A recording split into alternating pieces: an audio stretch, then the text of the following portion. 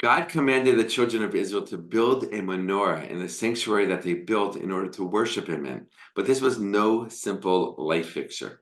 Shalom, friends. My name is Akiva Gersh with Israel in 5, where we give you everything Israel in 5 minutes. Please like and subscribe. And if you have any questions or want to keep the conversation going, please do so below in the comments. So in this week's Torah Portion Tetzaveh, right away in the very first verse, we learn about the special shemen zayit, the olive oil, that was to be used to light the menorah every single day, first in the sanctuary, the Mishkan in Hebrew, and later in the temple that stood in Jerusalem for hundreds and hundreds of years. Now, this menorah, again, which was lit every single day, could only be lit with this very, very special, pure olive oil. Okay? And the very first verse of this week's Torah portion teaches about that. That it had to be pure. It had to be clean. It had to be clear. And we learn about this is that when they would squeeze the olives to get the olive oil out of it, only the very, very first drop of each olive could be used for the menorah. The other oil that came out of each olive could be used for other things in the sanctuary, later in the temple. But for the menorah, only the very, very first drop, because that was the purest. And for the menorah and what it meant and what it reflected and what it was about and what it symbolized, only the purest of olive oil could be used. Now, why? What is the menorah about? Let's zoom out a little bit. The menorah itself was made out of pure gold. And it was very, very intricate, had all these different designs. And if you looked at it, you would think, oh, somebody made it all different pieces and then connected it together into one. But no, the Torah says it must be made from one piece of solid gold. Therefore, it's hammered out very intricately, very delicately, very professionally into all these different pieces and parts, all the different branches and the designs that were on every single branch.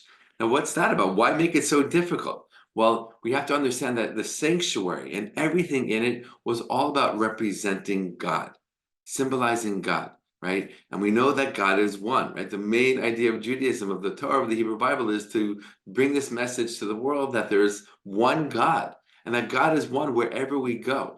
And so the Mishkan, the sanctuary itself, was representing that. And that's why the Torah over and over again says, and the Mishkan was one, and the Mishkan was one, the sanctuary, it was one, with all the different pieces and parts, it was still one. Same thing with the menorah, right? The menorah is made out of one solid piece of gold to represent that oneness, right? That Judaism and the Torah and the sanctuary was here to represent. Now let's go back to the oil. This menorah was lit every single day, right? And yes, it provided light, but it wasn't a light fixture. It wasn't, okay, that's our light source for the sanctuary. It was more of a spiritual light. Yes, it was a physical light, but it was about representing the spiritual light that was coming into the world through the sanctuary as a result of the sanctuary. And again, later the temple in Jerusalem. It was like a flashlight of sorts, a spiritual flashlight to bring God's light from heaven into the world through Jerusalem, through the temple, again, before that, through the sanctuary, so that God's light should shine into the world. And the sanctuary was a medium for that. And the menorah, right, specifically, was representing that idea that this is what the sanctuary really is all about. It was the closest of, it was the closest of all the vessels to the holiest part of the sanctuary that we will learn about hopefully in the future, the Kodesh HaKodeshim, the Holy of the Holies. That was the closest outside vessel, so to speak, to the Holy of the Holies to show how important it was, right? And it's very, very unique and special and important function.